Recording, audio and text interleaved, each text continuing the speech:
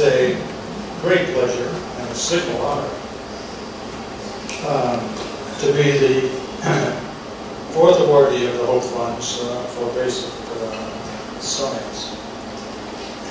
This is especially true because Bob Weinberg, sitting over here, whom I've known since he was an undergraduate student, was last year's researcher. Throughout my career, I have been most interested in how individual genes are expressed differently in different cells, why the liver and the skin and everything else is different, and how different genes are called into action to bring about these differences. Called into action means that the gene is copied into RNA. This all began in my life a long time ago. As the decades rolled on, those of us who were interested in this copying mechanism that is the fundamental of expression of differences in cells, this gene activation turned out to be managed in the cell by proteins that bind to the DNA and say copy here. So that's the fundamental discovery that is most important in trying to understand the differences between the cells. The tracking down of these proteins that sit on the DNA and command the cell to do different things is how we intersected with cancer. Now, I'm going to try to illustrate this, and I realize now that the seat arrangement, if you had my vision, you would see it about right there. Perhaps some of you halfway back can see it. The nucleus of the cell, where the genes are, let's say is about this big. The rest of the cell is reached this big. The genes are in the nucleus, and if they're going to be affected by things that are on the outside of the cell, as they must be in order to interpret their environment, they have to have some way to get the information from out here to here. Now, at the surface of cells, there are things that are sticking through that are represented by different colors, and there are thousands of these things.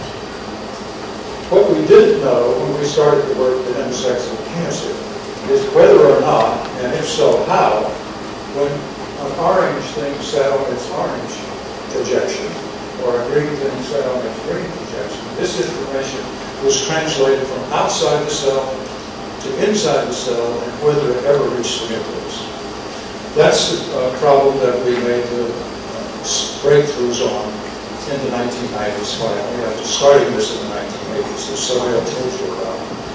The proteins that are signaled from the cell surface are, in fact, transcription factors that sit on the DNA and dictate what the cell is supposed to do. Now, we uncovered this set of factors, as I told you, called signal transducers and activators of transcription, STAT, stats. They also work quickly. We've been in the emergency room, Dr. Jones stat to such and such and such. So that's one of the reasons that we got that name. Now, one of these proteins, STAT3, turns out to be incorrectly active in well over 50% of all human tumors.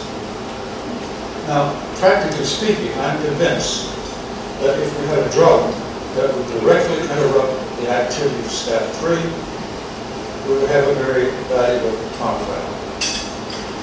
Why hasn't a drug that interrupts STAT3 been found? In my opinion, it's because of the timidity of the pharmaceutical chemists and the pharmaceutical industry. While I admit that it is harder to find an inhibitor for a transcription factor, for example, than a kinase, it is not impossible.